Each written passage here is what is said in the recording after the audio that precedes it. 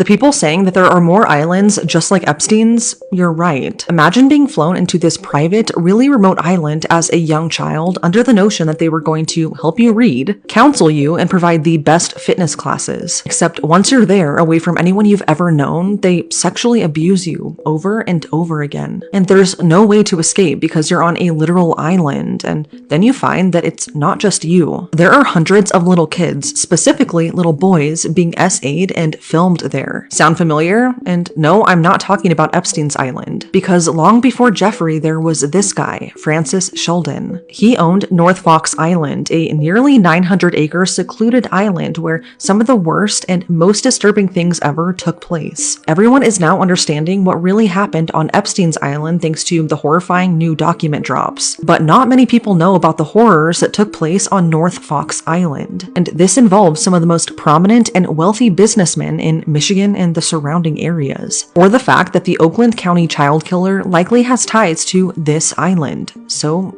let's talk about it. Like I said, this is North Fox Island and its owner, Francis Sheldon. Francis and his brother bought the island in 1960 for $20,000. What kind of kickstarted the illegal and deeply disturbing behavior here was the fact that Francis was a big brother. He was a part of the Big Brothers and Big Sisters of America program, which is a non-profit organization where adult volunteers are matched with children between the ages of 5 and 18. These children often come from troubled backgrounds, so these adults would act as a mentor to them. Francis would fly out these young boys that he would mentor in the program to his island, where he would then do unspeakable things to them. But he would advertise it as a special island retreat. Digging more into Francis so you have a good idea of who he was and how much power he held, he was a former airman in the Air National Guard. He was also a private investor who attended Yale University. So he was incredibly smart and had a lot of powerful connections. But what most of us didn't know that weren't a part of the elites was that Francis was described as an executive of the CP trade in Detroit in the 1960s and 70s. Like, he was one of the biggest producers and distributors of CP in the area, which is disgusting. Like I said, he had some very powerful connections, and one of those connections was this man right here, Gerald Richards. I know you're probably saying, Courtney, just get to the part about the island, but it is important that you know the people involved because of what their occupations and hobbies were. So Gerald was a PE teacher at St. Joseph's Catholic School in Port Huron, Michigan. Long before he ever met Francis, he was a child predator. He once got in trouble and was charged with child molestation for groping his young male students. He was caught holding their private areas, but he said it was to measure them for a jockstrap. And this is concerning for a lot of reasons, but also because he was able to hide who he was really well. When all of this was going on, he was married and had a young child himself. He described himself as